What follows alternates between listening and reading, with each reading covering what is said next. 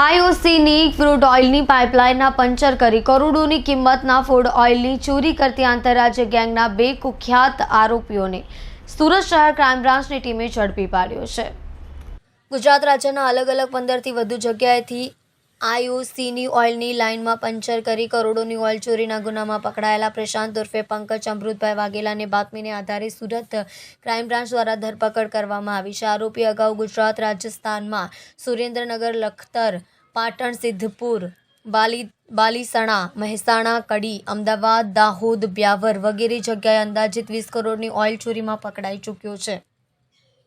મજકૂર આરોપી પ્રશાંત ઉર્ફે પંકજ અમૃતભાઈ વાઘેલા પોતાના સાગરીતો સમીર ખાન, અલાદ ખાન ખોખર તથા અન્ય ઇસમો સાથે આઈઓસીની ક્રૂડ ઓઇલની ચાલુ પાઇપલાઇનમાં પંચર કરી ઓઇલ ચોરી કરવાના ગુનામાં માહેર છે। મજકૂર આરોપીની પૂછપરછમાં તેને મહેસાણા જિલ્લાના રાંતેજ ગામના રોડના કિનારે આવેલા ખેતરમાંથી પસાર થતી આઈઓસીની ક્રૂડ ઓઇલના ચાલુ પાઇપલાઇનમાં ભંગાણ કરી સેફ્ટીના સાધનો વગર માનવ જિંદગી જોખમાય તે રીતે પોતાના સાગરીતો સાથે મળીને પેટ્રોલિયમ પાઇપલાઇનમાં ઇલેક્ટ્રિક વેલ્ડિંગ મશીન તથા ઇલેક્ટ્રિક ડ્રીલ મશીન તેમજ સાયલેન્ટ જનરેટર જેવા ઇલેક્ટ્રિક ઉપકરણો વડે પેટ્રોલિયમ તેમજ ક્રૂડ ઓઇલ વાહન ચોરી કરતી અતિ જ્વલનશીલ પાઇપલાઇનમાં આવેલી આગવી સૂઝથી પંચર કરી રાત્રિના સમયે ક્રૂડ ઓઇલ તેમજ ટેન્કરોમાં ભરી પોતાના સાગરીતો સાથે સગેવગે કરી ગુનાઓ આચરતા હોવાની કબૂલાત કરી હતી। તેમજ અગાઉ પણ પોતાની ગેંગના સાગરીતો સાથે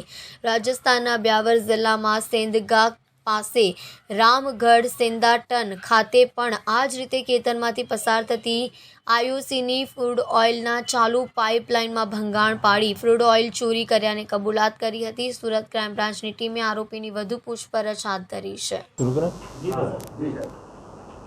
આપ બધા જાણો છો કે ગુજરાત એક પેટ્રોલિયમ હબ છે અને અહીંયા કેટલી મોટી રિફાઇનરી, ચાહે હજીરામાં રિફાઇનરી હોય, ચાહે જામનગરમાં હોય, એનો રિફાઇન્ડ ઓઇલ પાઇપલાઇન મારફતે બીજા રાજ્યોમાં મોકલવામાં આવે છે।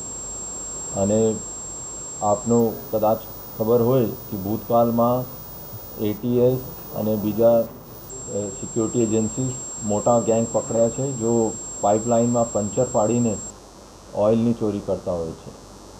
એવી રીતે મારી ક્રાઇમ બ્રાન્ચમાં ડીસીપી રૂપલ મેડમ અને ડીસીપી રોજિયા સાહેબ અને એની ટીમનો એક માહિતી મળી હતી કે બે મોટા ગુનેગારો જો ભૂતકાળમાં ઓઇલ ચોરીમાં પંચર કરીને ઓઇલ ચોરી કરી હતી, આ અત્યારે સુરત આજુબાજુ ફરે છે।